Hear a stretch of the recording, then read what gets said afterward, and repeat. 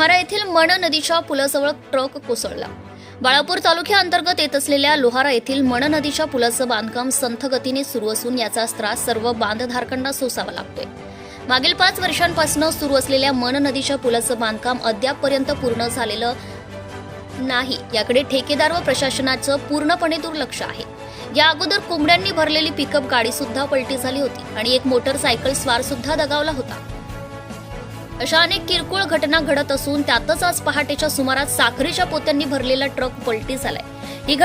या घटना कधी थांबतील, याला जबाबदार कोण, याची भरपाई कोण करणार, असे एक ना अनेक प्रश्न वाहनधारकांना भेडसावत आहेत। तरी ठेकेदारांनी आणि प्रशासनाने याची दखल घेऊन पुलाचा बांधकाम तातडीने पूर्ण करावी अशी वाहनधारकांकडून मागणी होत आहे।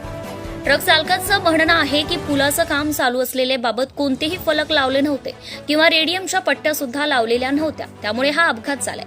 सत्यशोधक न्यूज चॅनलसाठी प्रतिनिधी Anil More, Lohara.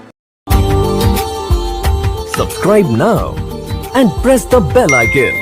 Never miss an update.